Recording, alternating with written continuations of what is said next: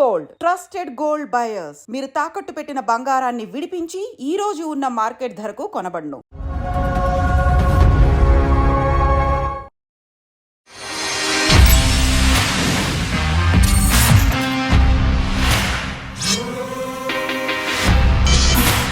పెళ్ళంటే నూరేళ్ల పంట.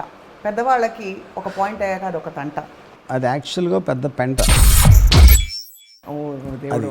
ఈ పెద్దవాళ్ళకి మెయిన్ థింగ్ ఏంటంటే ఒకసారి వాళ్ళకి పెళ్ళయి పిల్లలు పెరిగాక ఇంకా వాళ్ళకి ఏం చేయాలో తెలియదు. యూనో, సో ఆల్మోస్ట్ నా మ్యారేజ్ 3వ రోజు ఫెయిల్ అయిపోయింది. 3వ రోజు ఎలా ఫెయిల్ అవుతుంది? ఆ ఎఫర్ట్ మూలాన అంత రోజీగా అనిపిస్తుంది, ఎప్పటికీ ఇలాగే ఉంటుంది అని అనిపిస్తుంది. పెళ్ళిళ్ళలో ఈ రిఫ్ట్ రావడానికి లేదు నచ్చకపోవడానికి కారణం పర్సనాలిటీ క్లాషెస్ అంటారా, లేక బోర్డమ్ అంటారా ఇద్దరి మధ్య? 25 years బ్యాక్ అమెరికాలో వినేవాళ్ళు, అరే చాలా డివోర్స్ రేట్ ఉంటుందంట అమెరికాలో అని చెప్పేవారు ఆ టైంలో. అది ఇప్పుడు వచ్చింది మనకి. ఎందుకు? మనకి అడ్వాన్స్ అవడానికి అంత టైం పట్టింది. ఇది ఫ్రీ సొసైటీగా. So 2 people living under the same roof is the actual primary problem. ఎప్పుడైతే నేను శివ అయిపోయి శనక్షణం స్టార్ట్ అయిందో శ్రీదేవి గారిది నాది ఫుడ్ వస్తుంది పక్క పక్కన. ఇలాంటివి చూసి రత్నాకి ఒక టైంలో, దాని తర్వాత ఇద్దరం బెడ్ మీద పడుకోం.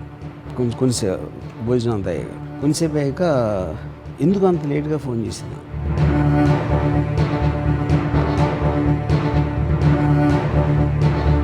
నాకు సీనియర్ అఫేర్ ఉందని నమ్మారంటే నాకు అంతగా నా ఆనందం ఏం కావాలి అనేది నా పాయింట్.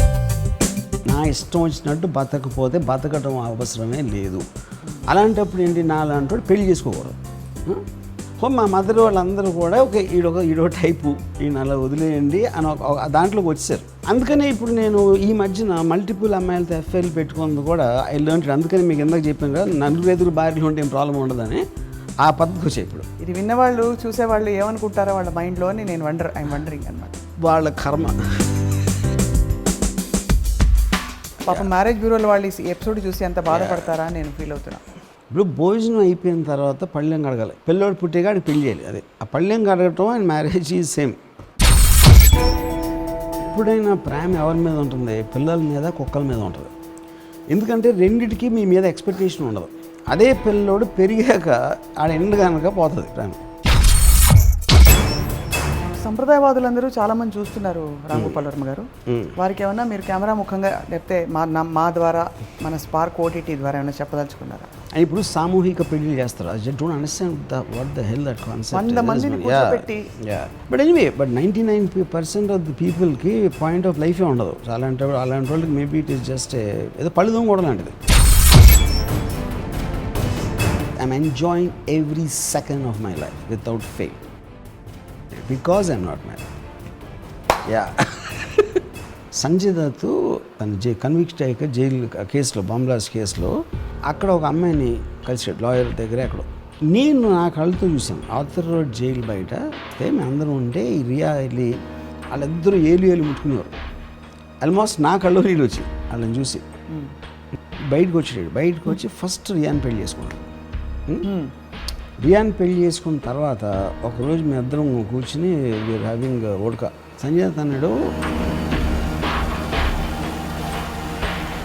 ఇప్పుడు I want to go back to jail అన్నాడు. ఇది నెక్స్ట్ కట్. ఇది కూడా టైం ఎంత? 6 months. But what about Ram Gopal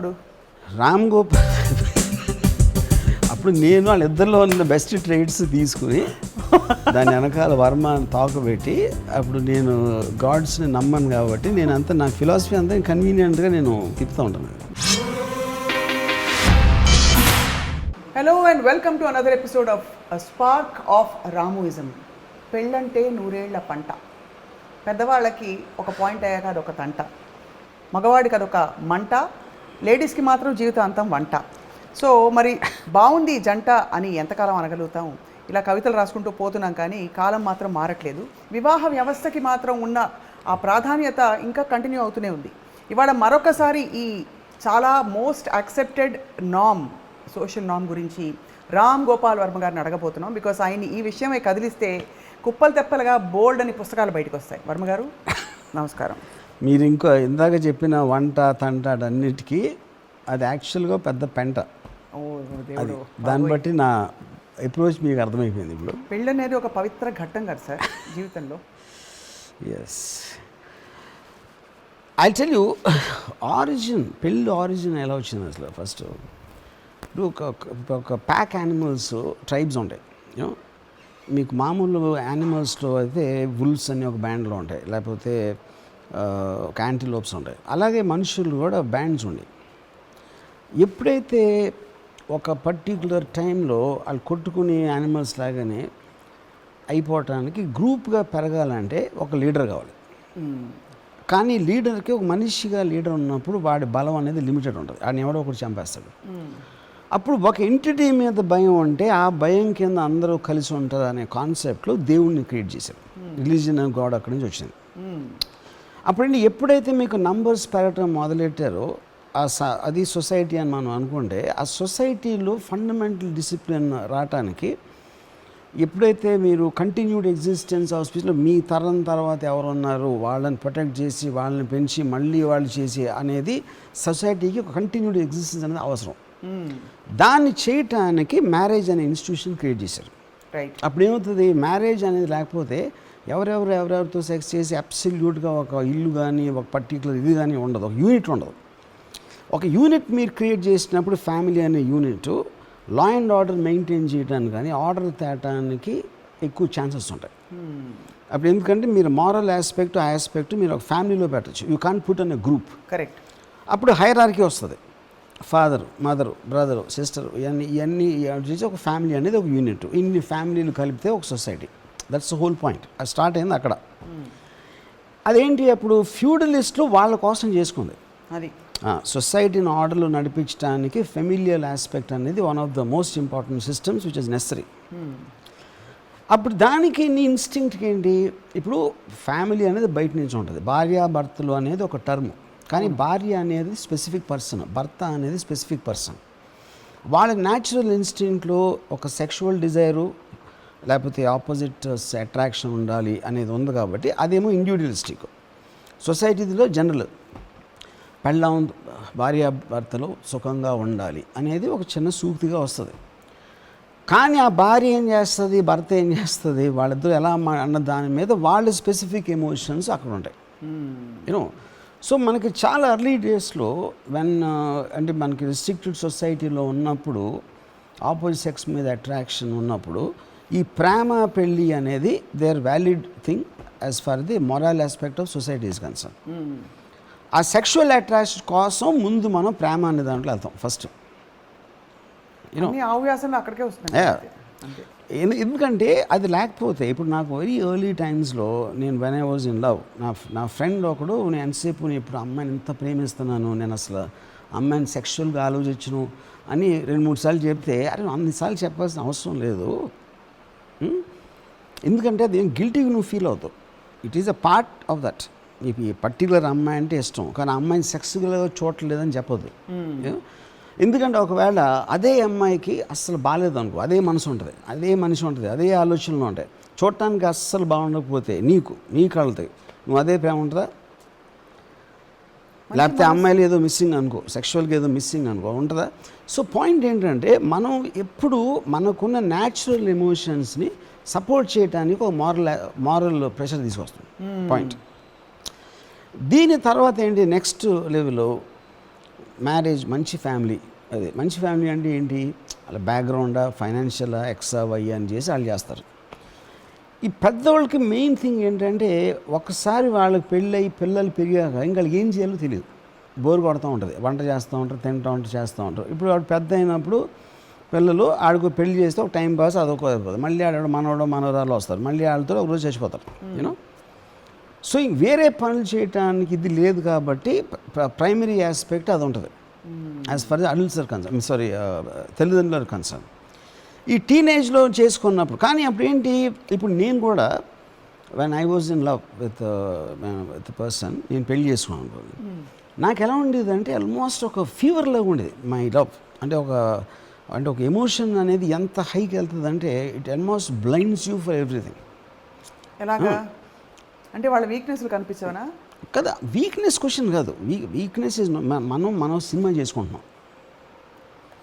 మన మైండ్లో ఒక సినిమా రన్ అవుతుంది, తను ఆ సినిమాలో హీరోయిన్, లేకపోతే తనకి నేను hero, depending on the point. కానీ ఎప్పుడైతే పెళ్ళి అవుతుందో సినిమా అయిపోతుంది. సినిమా అయిపోయి రియల్ లైఫ్కి వస్తాం. థియేటర్లోంచి బయటకు వచ్చిన తర్వాత అసలు పెళ్ళి అప్పుడు స్టార్ట్ అవుతుంది. యూనో. సో ఇప్పుడు ఉదాహరణకి నేను ఫస్ట్ ఆల్మోస్ట్ నా మ్యారేజ్ 3వ రోజు ఫెయిల్ అయిపోయాను. 3వ రోజు ఎలా ఫెయిల్ అవుతుంది? నాకు తను ఎప్పటి నుంచి తెలుసు, సంవత్సరాల నుంచి తెలుసు. సంవత్సరాల నుంచి నాకు పరిచయం ఉండి అన్నిసార్లు మాట్లాడి పెద్ద పెద్ద లెటర్లు రాసుకుని అన్నీ చేసిన తర్వాత 3 రోజులు ఎట్లా ఫెయిల్ అవుతుంది? దానికి కారణం ఏంటంటే దూరంగా ఉన్నప్పుడు you put your best foot, మీరు అన్ని బెస్ట్ చెప్తారు, బెస్ట్ చేస్తారు. ఎప్పుడైతే మీరు ఒకే ఇంట్లో ఉండటం మొదలెట్టారో కంటిన్యూస్గా యాక్ట్ చేయడం ఎవరి వల్ల కాదు. అంతకుముందు యాక్ట్ చేసేదాన్ని కూడా కాదు, యూ టేక్ ఎక్స్ట్రా ఎఫర్ట్. అవతలి వ్యక్తిని ప్లీజ్ చేయడానికి ఒక ఎక్స్ట్రా ఎఫర్ట్ తీసుకుంటారు. ఆ ఎఫర్ట్ మూలాన అంత రోజీగా అనిపిస్తుంది, ఎప్పటికీ ఇలాగే ఉంటుంది అని అనిపిస్తుంది. ఉదాహరణకి ఇప్పుడు సింపుల్ థింగ్, ఇప్పుడు మేము ఒక బెడ్రూమ్లో, ఒక 1 బెడ్రూమ్ హౌస్లో ఉంటే తనకి గజల్స్ ఇష్టం, నాకు ఇళయరాజా మ్యూజిక్ ఇష్టం. ఓకే, అప్పుడేంటి మీ ఇద్దరు వేరే వేరే ఇళ్ళలో ఉన్నప్పుడు తను అక్కడే ఉంటుంది, నేను ఎక్కడ వింటున్నా. సో ఈ టాపిక్ అనేది రాలేదు ఎప్పుడు, అసలు కాంటెక్స్ట్లోనే లేదు. అది చెప్తాను వినండి. This was 1985. 1985లో చిన్న టేప్ రికార్డర్ ఉండేది, ఇయర్ ఫోన్స్ ఏమీ లేవు అక్కడ. అది నేను చెప్పేది ఎగ్జాంపుల్ ఏంటంటే ప్రతి ఇంట్లో వేరుగా ఉంటుంది, 2 బెడ్రూమ్స్లో వేరేగా నచ్చు కదా అనుకోవచ్చు. అక్కడ ఉన్న ప్రాసెస్లో నేను ఒక ఎగ్జాంపుల్ చెప్తున్నాను అంతే. ఓకే, అప్పుడు ఒకే రూమ్ ఉంది, తను గజల్స్ వింటానంటే ఇది ఇళయరాజా మ్యూజిక్. అప్పుడు నాకు వచ్చిన సొల్యూషన్ ఏమొచ్చింది, నేను ఇళయరాజా పాటలు ఏంటంటే నువ్వు గజల్స్ విన్నప్పుడు నేను బయటికి వెళ్ళి రోడ్డు మీద కూర్చుంటాను. అయ్యో, అప్పుడు నేను మళ్ళీ తీసుకెళ్ళి రోడ్డు మీద వస్తాను అని చెప్పాను. దానికి తను కోపం వచ్చింది, విచ్ ఇస్ కరెక్ట్. ఇప్పుడు పాయింట్ ఏంటి, మీ ఒపీనియన్ మీరు మార్చుకోరు, తన ఒపీనియన్ తను మార్చుకోదు. Of course you should not, ఎందుకంటే అది మీ లైఫ్, మీరు చేస్తున్నారు. ఓకే, ఇక్కడ ఒక క్వశ్చన్ మీరు ఎగ్జాంపుల్ ఇచ్చారు కాబట్టి ఎవరైనా ఒకళ్ళు మీరు గజల్స్ వినడం నేర్చుకోవడం కానీ, వాళ్ళు మీలాగా ఇళయరాజా మ్యూజిక్ నేర్చుకోవడం కానీ, లేదు అరగంట ఇది ఆ పాసిబిలిటీ ఉండదంటారా? నేను అది చెప్తున్నాను. See, this is your problem with you, your thinking for yourself. Every person is different. మీరు ఒకవేళ మీరు భార్య అయితే అలా ఆలోచించరు, తను అలా ఆలోచించలేదు, నేను అలా ఆలోచించలేదు. ఫర్ ఎగ్జాంపుల్, ఓకే, కాన్ఫ్లిక్ట్ అనేది ఎప్పుడన్నా వస్తుంది. కాన్ఫ్లిక్ట్ అనేది సొల్యూషన్ ఉన్నప్పుడు కాన్ఫ్లిక్టే ఉండదు. ఇండియా పాకిస్తాన్ కూడా కొట్టుకోవాల్సిన అవసరం లేదు. ఎందుకు మాట్లాడుకోవచ్చు కదా, ఎందుకు కొట్టుకున్నారంటే అంత స్టూపిడ్, ఇది అంత స్టూపిడ్. ఆ పర్టిక్యులర్ టైంలో మీకున్న ఈగో, మీకున్న పర్సనాలిటీ, మీరు మాట్లాడిన విధానం, there are so many factors which will trigger a fight అనే దాని మీనింగ్ అది. when you're disagreeing with the other person.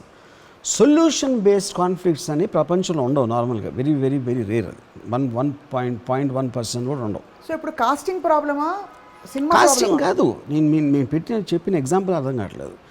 ఈ పెళ్ళికి తర్వాత పెళ్ళికి ముందు డిఫరెన్స్ ఏంటి అనే దాంట్లో ఎగ్జాంపుల్ ఇచ్చాను. పెళ్ళికి ముందు ఎప్పుడూ ఆ సిచ్యువేషన్ రాలేదు. ఏ సిచ్యువేషను, తన ఇంట్లో తను గజల్స్ వింటుంది, నా ఇంట్లో నేను ఇళయరాజా వింటున్నాను.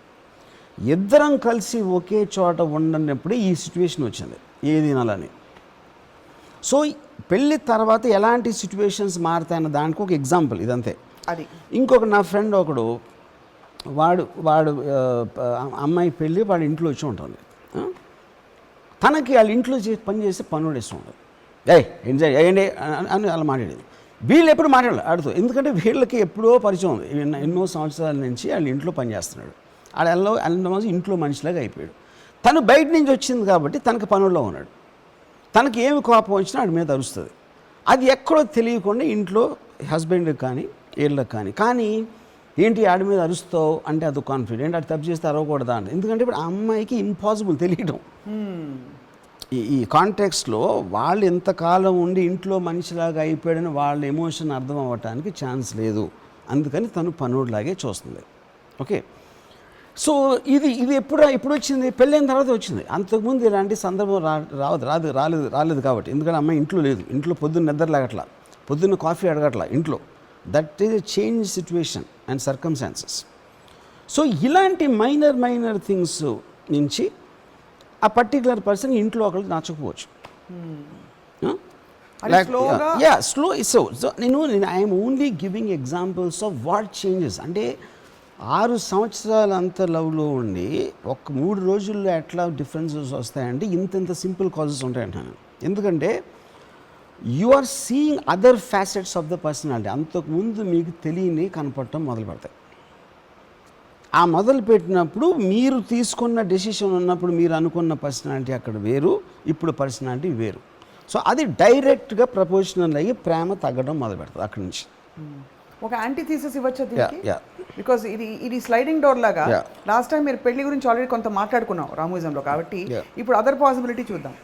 ఇప్పుడు అరేంజ్డ్ మ్యారేజ్ అనుకోండి, మీకు అమ్మాయి తెలియదు, అమ్మాయి మీకు తెలియదు. సో డే 1 నుంచి అసలు ఆ అమ్మాయి ఏమిటో తెలుసుకోవడంలోనే కొంత అలవాటు అయిపోతుంది. ఇప్పుడు ఇక్కడ ఎందుకు వచ్చింది, ఒక 6 ఏళ్ళు అలవాటు అయిపోయి ఒక ఎక్స్పెక్టేషన్ సెట్ అయిపోయింది. కాబట్టి ఈ ఎక్స్పెక్టేషన్కి వాళ్ళు మ్యాచ్ కాకపోతే అది కూడా కరెక్ట్ కాదు. ఎందుకు కరెక్ట్ కాదంటే మీకు అమ్మాయి తెలిసినా తెలియకపోయినా మీ ఎక్స్పెక్టేషన్ ఒకటి ఉంటుంది. ఓకే, ఏదో ఒకటి ఉంటుంది. అది మీరు సినిమాల్లో చూసా, మీ ఎక్కడో చూసారు, ఏదో చేశారు. ఏ పర్సనాలిటీ అయితే ఇప్పుడు ఫర్ ఎగ్జాంపుల్ నాకు తెలిసిన ఒక అమ్మాయి పెళ్లి చేసుకున్నాక, అరేంజ్ మ్యారేజ్ చేసుకున్నాక అతను అతి వినయం అతను అబ్బాయికి, అలా బాగున్నారా అండి, లేచి కూర్చోండి అంటే తనేమో ఒక యాటిట్యూడ్తో కాలు మీద కాలు వేసుకుని కూర్చుంటుంది. ఇప్పుడు తన హస్బెండ్ అలా మాట్లాడుతూ ఉంటే తనకి చిరాకు వచ్చేస్తూ ఉంటుంది. ఇంకా మనకు చాలాసార్లు రియల్ లైఫ్లో కొంతమంది టర్న్ ఆఫ్ అయిపోతాం మనం. కానీ ఆ వ్యక్తిని మనం పెళ్లి చేసుకున్నాం, కానీ అతను అలాంటి వాడని పెళ్ళి అయ్యాకనే తెలిసింది. అప్పుడు కంటిన్యూస్గా మీరు ఆ బిహేవియర్ ప్యాటర్న్ చూస్తున్నప్పుడు మీకు ఒక నెగిటివ్ ఫీలింగ్ డెవలప్ అవ్వడం మొదలు పెడుతుంది దాని వలన. సో లవ్ మ్యారేజ్కి అరేంజ్ మ్యారేజ్కి ఈ పర్టికులర్ ఆస్పెక్ట్లో ఏమి ఉండదు డిఫరెన్స్. దాని ఫ్యాక్టర్స్ వేరు ఉంటాయి, దీని ఫ్యాక్టర్స్ వేరు ఉంటాయి. ఫైనల్గా రెండింటికి కామన్ పాయింట్ ఏంటంటే ఇట్ ఈస్ అబౌట్ మీ అవతలి పర్సనాలిటీ మీకు నచ్చకపోవటం మొదలు పెట్టడం. అది ఎంత ఫాస్ట్గా వెళ్తుంది, ఎంత సీరియస్గా వెళ్తుంది అని కొన్ని అది వేరీ అవుతుంది డిపెండింగ్ ఆన్ ఈచ్ పర్సన్. అది ఒక పాయింట్ ఆఫ్ టైం రీచ్ అయ్యేసరికి ఐదర్ డివోర్స్గానే మారుతుంది, లేకపోతే ఈ జన్మకి ఎంత జాలే అని రిజైన్ చేస్తారు. అంటే అప్పుడు ఆల్మోస్ట్ మనుషులు చచ్చిపోయినట్టే. ఎప్పుడైతే వదిలేసారో ఇంకా ఎలా బతుకుతున్నారు, పొద్దున్న లేస్తారు, బ్రేక్ఫాస్ట్ తింటున్నారు, మళ్ళీ పడుకున్నారు, మళ్ళీ లేస్తారు, మళ్ళీ పడుకున్నారు, లేకపోతే మ్యాక్సిమం పిల్లల వైపు డైవర్ట్ చేస్తారు. ఇప్పటివరకు ఆ పిల్లలు పెద్దయ్యాక వాళ్ళు చీ కొడతారు, మళ్ళీ మామూలు. మరి అంత గ్లోరిఫై చేసి పెళ్ళిళ్ళని, పెళ్లి వ్యవస్థని, పాటలు కూడా అలాగే రాస్తారు, సినిమాల్లో కూడా, కథల్లో అలాగే రాస్తారు. అదే వాళ్ళందరూ కూడా ఇప్పుడు నేను చెప్పాను కదా, ఇప్పుడు ఫర్ ఎగ్జాంపుల్ ఈచ్ పెళ్ళికి అంత ఘనంగా చేసి సంగీత్ పెట్టి అది పెట్టి 5-6 రోజులు 10 రోజులు చేస్తారు ఈ ప్రిపరేషన్స్ అని. నాకు తెలిసి ఏ మ్యారేజ్ కూడా 10 రోజులు అంత కూడా లాస్ట్ అవుతుంది. అది ఎంతసేపు సెలబ్రేట్ చేశారో దానికన్నా తక్కువ టైంలో అయిపోతుంది. అది మీకు తెలిసిన ఎవరు హ్యాపీగా లేరా? నాకు తెలియదు, నేనైతే చూడాల అసలు ఒక కప్పులు కూడా. ఉన్నారంటే వాళ్ళు ఎవరంటే ఒక ఎక్స్ట్రాడినరీ ఇది వచ్చేసి ఈ లైఫ్ ఎంత జాలే అనేది మీకు ఎప్పుడైతే మీరు ఎక్స్పెక్టేషన్ పెట్టుకోవటం అనేది మానేస్తే ఏ ఇద్దరు మనుషుల మధ్యన కాన్ఫ్లిక్ట్ ఉండదు. అవతల నుంచి మీరు ఎక్స్పెక్ట్ చేసినప్పుడే ప్రాబ్లం ఉంటుంది. అవును.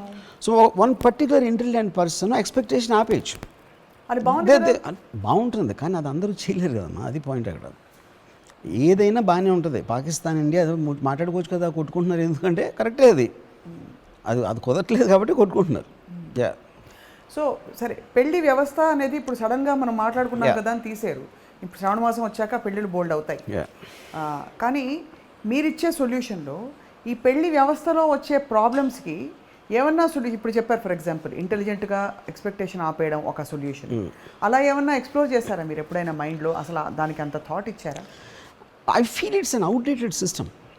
మ్యారేజ్ అనేది for two people to live together అనేది as a system I think it's outdated. ఎందుకంటే మీ ఫండమెంటల్ ఫ్రీడమ్, ఏ మనిషి అయినా ఫ్రీడమ్ కోరుకుంటాడు.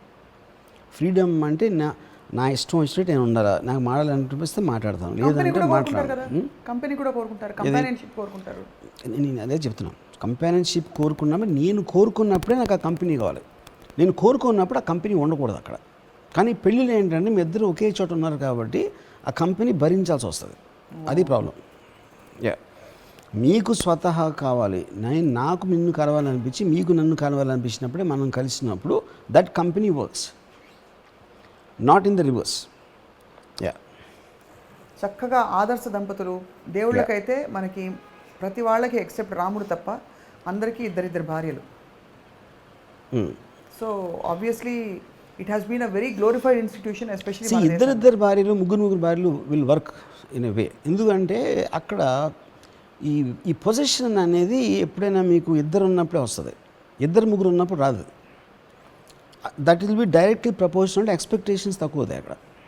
యా, అందుకని ఇప్పుడు మీకు రాజులు హ్యారమ్స్ ఉండి 200-300 మంది భార్యలు ఉండే వాళ్ళకి, అక్కడ మీకు ఎప్పుడు భార్య భర్తలు కాన్ఫ్లిక్ట్ రావడానికి ఆస్కారం లేదు. ఎందుకంటే టైం ఉండదు. కాదు, వాళ్ళు కూడా ఎక్స్పెక్టేషన్ ఉండదు. దేర్ వర్తీనెస్, భార్య తన వర్త్ అని ఫీల్ అయినప్పుడే తను ఎక్స్పెక్ట్ చేస్తుంది, డిమాండ్ చేస్తుంది. ఎప్పుడైతే ఆ వర్త్ అతను ఇవ్వట్లేదు అనుకున్నప్పుడు ఎక్స్పెక్టేషన్ కూడా తగ్గిపోతుంది.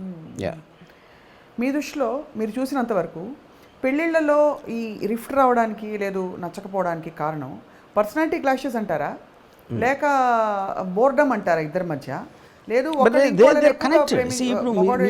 ఇప్పుడు మీకు ఒక మనిషి బోర్ కొట్టచ్చు, లేకపోతే ఇరిటేట్ చేయొచ్చు, లేకపోతే తను చెప్తుంది నచ్చకపోవచ్చు, లేకపోతే ఇలాంటి రకరకాల anything you disconnect to the other person will follow in the same category. So there is no permanent, you are not looking at procreation or continuing the progeny. అలాంటి procreation is a separate aspect. అది ఎందుకు చెప్పాను కదా, దానికైనా పెళ్లి చేసుకోవాలా? But that's what I'm saying. అది వాళ్ళ ఇష్టం. ఇప్పుడు దానికోసం చేసుకోవాలా, నా కొడుకే కావాలి, నా కూతురే కావాలని, that's a separate aspect altogether. అలా ఉన్నప్పుడు మీ ఊరికనే కావాలంటే మీరు పెంచుకుంటారా, లేకపోతే మీరు ముందే చెప్పేసి నాకు కావాలి, ఇంతకన్నా నాకు కంపానియన్ ఇవ్వను, నీ కంపానియన్షిప్ నాకు వద్దు అని చెప్తారా? That's your call. అది ఈచ్ పర్సన్స్ క్లారిటీ బట్టి ఉంటుంది.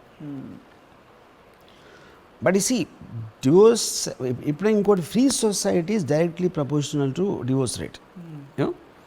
ఎందుకు మనం ఫస్ట్ 25 years బ్యాక్ అమెరికాలో వినేవాళ్ళు, అరే చాలా డివోర్స్ రేట్ ఉంటుందంట అమెరికాలో అని చెప్పేవారు ఆ టైంలో, 25-30 years బ్యాక్. అది ఇప్పుడు వచ్చింది మనకి. ఎందుకు? మనకి అడ్వాన్స్ అవడానికి అంత టైం పట్టింది. ఇది ఫ్రీ సొసైటీగా. ఎప్పుడైతే విమెన్కి రైట్స్ వచ్చినాయి, విమెన్ ఫైనాన్షియల్ ఇండిపెండెన్స్ వచ్చింది, విమెన్ కెరీర్ ఓరియంటెడ్ అయిపోయారో, ఆటోమేటిక్గా వాళ్ళకి ఉన్న ఈగో అన్నది మగోడితో సమానంగా ఉంటుంది.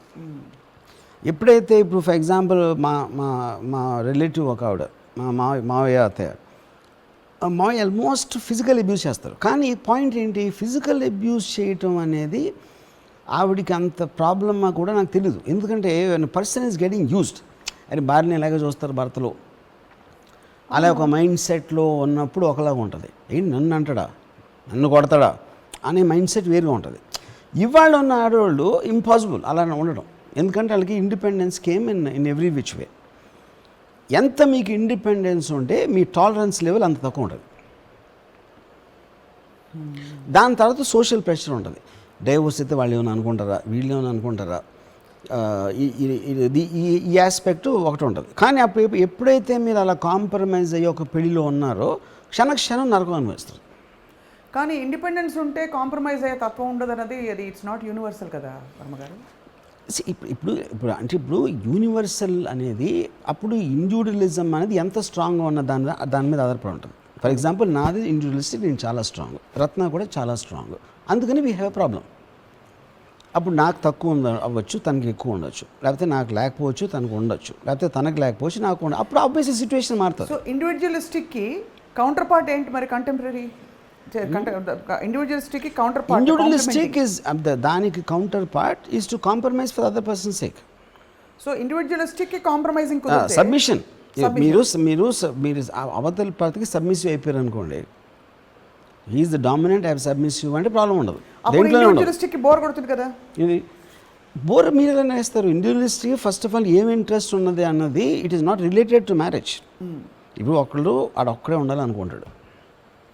ఇప్పుడు this is not even only related to marriage, it is also about two people who don't want to be. ఇప్పుడు నేను నా కజిన్ ఉండేవాడు శేఖర్ అని. ఇప్పుడు శేఖర్కి మీ ఇద్దరం కొన్ని రోజులు కలిసి ఉన్నాం, కొన్ని ఇయర్స్.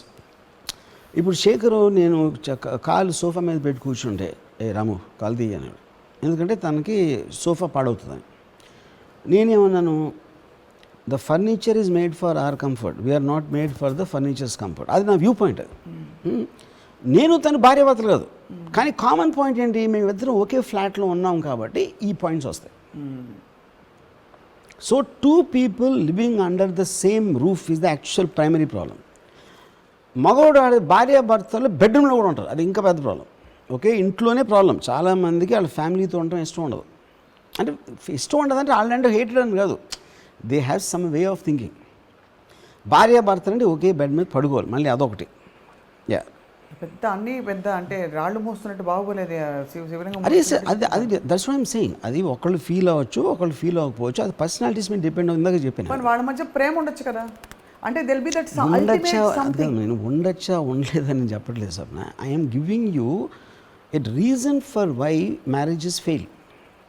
ఉండొచ్చు కదా, ఉండాలి కదా అనేది పాయింట్ కాదు, ఎందుకు ఉండట్లేదు అనేది చెప్తున్నా. కానీ కదా ఇద్దరు మాడుకోవచ్చు కదా, ఇప్పుడు సప్న గారిని పిలిచి సలహా తీసుకోవచ్చు కదా అంటే దానికి నేను చెప్పను. నేను my whole premise I'm trying to explore is that while there are via media solutions, is it right to look at marriage as a complete failing system?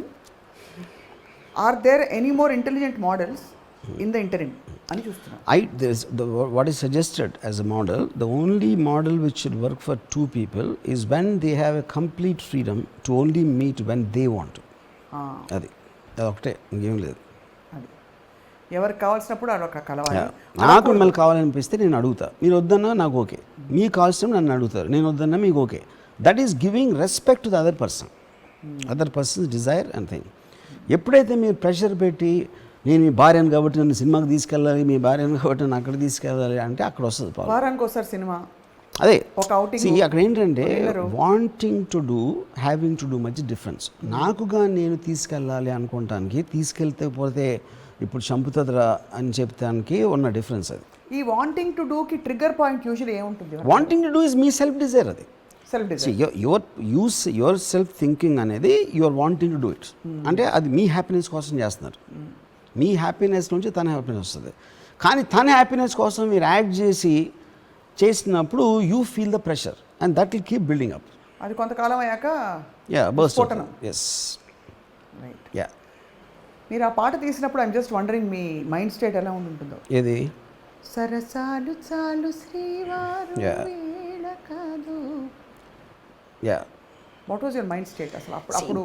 ఇప్పుడు అక్కడ obviously the context of the ఫిల్మ్లో వాళ్ళిద్దరి మధ్యన ఉన్న relationship I wanted to build something so that it will work for the film, you know. But our kind of a context too, it's not that it did never exist in me, you know. Maybe na college time lo ante oka 2-3 years before marriage I probably was in that mental state of, you know, ade ee sarasal chalu sivaru, I mean whatever you call romance or love or intense love. If you don't mind, can you share? Yeah, I told you, no. What is intense love to you? Intense love is when you feel that తను లేకపోతే నేను బతకలేను, బతికే waste, అసలు తనతో ఉంటే చాలు నా జీవితం అనేది, that is what I call intense love. Because you are negating everything else. అది సినిమా. అదే నాలో నేను ఒక సినిమా తీసుకున్నాను. ఇప్పుడు ఒకవేళ తనకి నా మీద ప్రేమ ఉంటే తను కూడా, నాకు ఒక ఫిలింలో ఒక డైలాగ్ గుర్తుంది.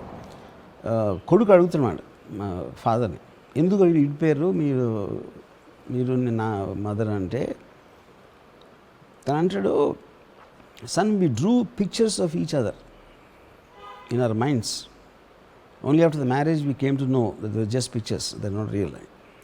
Yeah, as one of the defining lines about marriage నేను అన్నది, యూనో. ఎందుకంటే మీరు ఎక్స్పెక్టేషన్, ఇప్పుడు మనం చాలాసార్లు మన మనిషికి, మనకు ఒకళ్ళు ఎంత బాగా మనకు తెలిసినా కూడా ఎప్పుడో ఏదో అంటారు వాళ్ళు, అరే ఇలా ఆలోచిస్తారా అనిపిస్తుంది. అప్పుడు ఏంటి, మనలో ఎవ్వరం కూడా మన ట్రూ పర్సనాలిటీ ఎవరికి చెప్పం కంప్లీట్గా. అంటే కావాలని దాయటం కాదు, ఆ కాంటెక్స్ట్లో రాలేదు.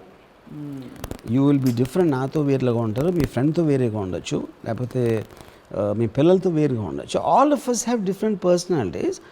ఆ పర్టికులర్ ఇంట్రాక్షన్లోనే ఆస్పెక్ట్స్ మనం బయటికి తీసుకొస్తాం. అది ఒక్కొక్కసారి అనుకోకుండా ఇక్కడ దగ్గర వస్తుంది. అప్పుడు suddenly you start believing that maybe it's not true, నేను అనుకున్నది తనే కాదు అని. ఇప్పుడు ఫర్ ఎగ్జాంపుల్ ఇందాక నేను చెప్పిన ఎగ్జాంపుల్లో తను ఇష్టపడే పనుడిని ఫ్యామిలీ మెంబర్గా చూసుకోవడం మీద భార్య వచ్చి ఆడి మీద అరుస్తుంది అనే కాంటెక్స్ట్ వస్తే ఎవరు దాన్ని సాల్వ్ చేస్తారు, ఎలా చేస్తారు? ఎందుకంటే she can never understand the emotion. ఎందుకంటే తనకి ఫస్ట్ ఎంట్రీ అది. అవును, అతను పనుడే. చెప్తే సరిపోతుంది కదా. అది చెప్తున్నామ్మా, అది 5 సార్లు చెప్పాను ఇప్పుడు. ఏది అంత ఈజీ కాదు, ఎందుకంటే చెప్పటానికి కూడా ఇది వస్తుంది. చెప్తే ఏమనుకోండి, చాలాసార్లు ఫ్యామిలీలో ఎందుకు చెప్పుకోరంటే they don't want to create a unpleasant situation. Anybody can tell anybody. మీరు ఎప్పుడైనా సరే మీ ఎగ్జాక్ట్గా ఫీల్ అయింది చెప్పగలిగితే కాన్ఫ్లిక్ట్ అనేది ఉండదు లైఫ్లో. అది ఇది చెప్పలేరు. point. అదే ఇక్కడ అది చప్పట్లు కొట్టాలి. 5 సార్లు చెప్పాను నేను ఇది ఇప్పుడే. చెప్పగలగడం అన్నది పాయింట్. అక్కడ అదే పాయింట్. కాన్ఫ్లిక్ట్ ఉండదు కదా. కదా. కానీ చెప్పగలగకపోవటానికి కారణం ఏంటంటే అవతలి వాళ్ళు ఎలా రియాక్ట్ అవుతారని తెలీదు. అది actually it can go bad.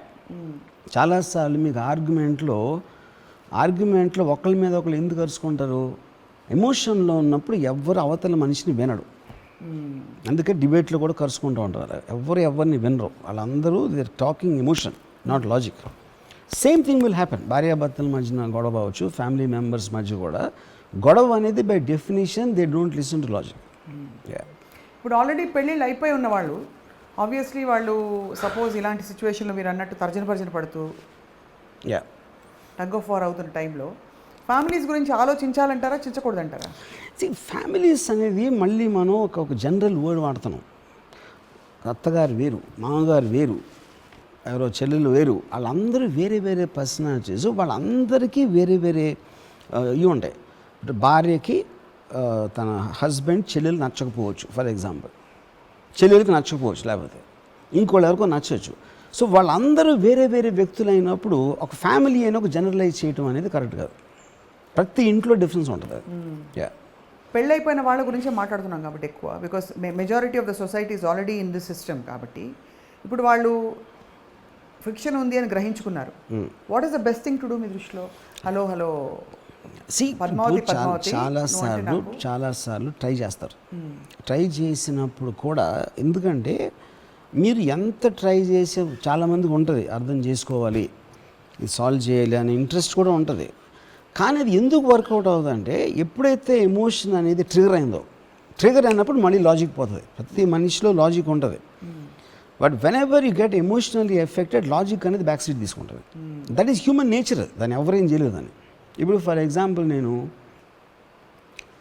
ఇప్పుడు నాకు ఒక పర్టికులర్ టైంలో ఇప్పుడు క్షణక్షణం సినిమా అది రిలీజ్ అయ్యి పెద్ద ఫ్లాప్ అయింది సినిమా. ఆ టైంకి రత్నాకి ఆల్రెడీ ఈ శివ అంత పెద్ద హిట్ అయిపోయి obviously that was a shock. ఈడలా డైరెక్టర్ అయ్యాడు అని. కానీ ఎందుకు అది? Because she felt I was a good for nothing student, which is correct. నేను స్టూడెంట్గా బ్యాడు, నాకు వచ్చే జీతం నాకు అసలు సరిపోవట్లేదు. అండ్ నేనేమో చూస్తే మాట్లాడితే సినిమాకి వెళ్తూ ఉంటాను, ఎక్కడికి వెళ్తూ ఉంటాను. I'm a good for nothing bum అనుకుంది, విచ్ ఇస్ కరెక్ట్ ఆల్సో. రేపు పొద్దున్న శివ హిట్ అయిన తర్వాత మారండొచ్చు. ఇప్పుడు నేను ఇన్ని ఫ్లాపులు తీసినప్పుడు శివ మాత్రం హిట్ అవుతుంది నాకేం తెలుసు? సో తను నా గురించి ఏమనుకుందో అది 100% correct. She's right in justifying. కానీ నా మైండ్లో నాకు నచ్చింది చేయగలుగుతాను, చేస్తున్నాను. అది చెయ్యాలా వద్దా అంటే దానికి అదేం చెప్పాలి? యాజ్ అన్ ఇండిపెండెంట్ పర్సన్ నాకు నచ్చిందే నేను చేస్తున్నాను. ఇలా అయిపోయి శివ వచ్చి హిట్ అయింది. Obviously with was a surprise. Okay fine. దాని తర్వాత నాకు వచ్చిన అటెన్షన్ కానీ ఎంతమంది ఎడ్యుకేషన్ ఇవన్నీ చూసి ఒక పర్టికులర్ టైంలో ఇప్పుడు తన చుట్టాలు ఎవరు వస్తారు, వాళ్ళు ఏదో ఫోటోలు దిగుతూ ఉంటారు, లేకపోతే ఏదో సినిమా ఇండస్ట్రీకి సంబంధించిన గాసిప్ పడుతారు. నాకు వాళ్ళంటే ఇష్టం ఉండదు. సపోజ్ నేను కొన్ని ఇన్సిడెంట్స్ చెప్తున్నా. కానీ తనకి ఎలా ఉంటుంది, వీడికి సక్సెస్ కొమ్ములు వచ్చేసినాయి, అందుకని మా చుట్టాలు వస్తే ఇలా ఎంత రూడ్గా మాట్లాడతాడా, లేకపోతే సరిగ్గా ఆన్సర్ చెప్పడా అని అనిపిస్తుంది కదా. అలా అనిపిస్తుంది తనకు కరెక్ట్.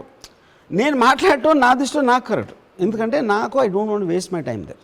ఇంకొకళ్ళ కోసం నా ఒక్క సెకండ్ కూడా నేను నా లైఫ్లో ఎప్పుడు కాంప్రమైజ్ చేయను కాబట్టి నేను ఆ స్టాండ్ తీసుకుంటాను. కానీ సొసైటీలో ఆల్వేస్ పీపుల్ కాంప్రమైజ్. తనేమనుకుంటాడు, వాళ్ళు ఏమనుకుంటారు అనే దాంట్లో మ్యాక్సిమం పీపుల్ బతుకుతారు. కాబట్టి నా టైప్ ఆఫ్ యాటిట్యూడ్ అనేది they won't like it, which is correct in there view point. అప్పుడు ఈ క్షణక్షణం ఫ్లాప్ అయినప్పుడు ఒకసారి ఏమైందంటే, ఈ నాకు ప్రొడ్యూసరు ఒకటి దేవి థియేటర్లు మాత్రం చాలా బాడుతుందండి, 3-4 థియేటర్స్ మొత్తం ఆంధ్రప్రదేశ్లో అని చెప్పాడు. దేవిలో 100 days ఆడుతున్నారు. అప్పుడు మా అంకుల్ ఒక ఆయనకి ఏదో సమ్ హాస్పిటలైజ్ అయ్యారు. సో నేను రత్న వెళ్ళాం అడిగా. వెళ్తే మా అంకుల్ అన్నారు, అది దేవిలో కూడా తీసేస్తున్నారంట అన్నాడు. అంటే నేను ఇప్పుడే జస్ట్ ఒక 1 hour బ్యాక్ నాకు ప్రొడ్యూసర్ చెప్పాడు దేవిలో బ్రహ్మాండంగా ఆడుతుందని. దేవిలో ఎందుకు తీసేస్తున్నారు, ఎవరు చెప్పారు అంటే ఆ పేపర్లో చూసి, పేపర్లో నెక్స్ట్ వీక్ చేంజ్ అని ఏదో వచ్చింది సంథింగ్. వీళ్ళందరూ సైలెంట్గా చూస్తున్నారు. అంటే ఇప్పుడు నేను ఏదో ఫీల్ అయిపోతున్నాను. అందుకని నేనేం ఆలోచిస్తున్నా, ఆయన ఎందుకు అట్లే చెప్పాడు తీసేస్తామంటే అని నేను ఆలోచిస్తున్నాను. కానీ నా సైలెన్స్ వాళ్ళకు ఓకే. అప్పుడు ఇంటికి వచ్చిన తర్వాత నేను నెక్స్ట్ డే షూటింగ్ ఏదో చేస్తూ ఉంటే రత్న వచ్చి ఇలా భుజం మీద చేయబెట్టింది. ఏంటి, రాము షేక్ అయిపోయాడు అని తన ఉద్దేశం. షేక్ అయిపోయాడు అంత దారిలో ఉన్నప్పుడు నేను తనని సేద తీరుస్తున్నా అనే సినిమా తన మైండ్లో వేసుకుని ఆ కాంటెక్స్ట్లో సీన్ 1 ఇలా చేయబెట్టింది.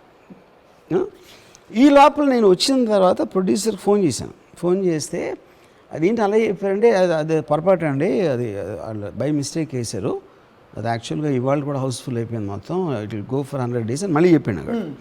అది చెప్పిన తర్వాత ఈ సీన్ ఇది రత్నకు తెలీదు. నేను ఇది చేయి పెట్టగానే అక్కడ నాకు solo violin black and white cinema వచ్చి ఒక మ్యూజిక్ వినిపించింది. వినిపించి నేను Ratna don't waste your sympathy, అది ఆల్రెడీ ఆడుతుంది, నేను సీన్ గురించి ఆలోచిస్తున్నాను కానీ నేను దుఃఖసాగరంలో మునిగిపోయి ఇక్కడ కూర్చోలేదన్న. విపరీతం కోపం వచ్చేసింది, విచ్ ఈస్ కరెక్ట్. ఎందుకంటే నేను తన ఇంటెన్షన్, ఎందుకంటే నాకు ఎవరన్నా నా మీద సానుభూతి చూపించడం అసహ్యం, నాకు ఐ హేట్ ఇట్.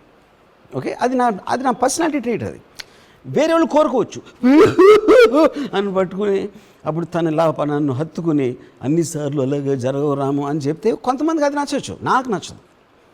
అప్పుడు నాకు నచ్చినప్పుడు నేను చెప్తాను, అది ఆ సెంటిమెంట్ అంత పక్కన పెట్టడం అని. కానీ అప్పుడు ఏంటి, నేను శాదీర్థం వస్తే ఎంత రూడ్గా మాట్లాడతాడా అని తను అనుకుంటుంది. కరెక్ట్, అది కూడా కరెక్ట్. సో ఇది నాకు డైరెక్ట్ ఎక్స్పీరియన్స్తోనే కొన్ని చెప్తున్నాను. అందరి ఫ్యామిలీస్తో జరిగేది వాళ్ళకు ఉన్న పరిస్థితుల్లో కొన్ని మార్పులతో ఈ సేమ్ ఇదే జరుగుతుంది, ఇంకేం జరగదు. ఇలాంటివే రిపీట్ అవుతూ ఉంటాయి.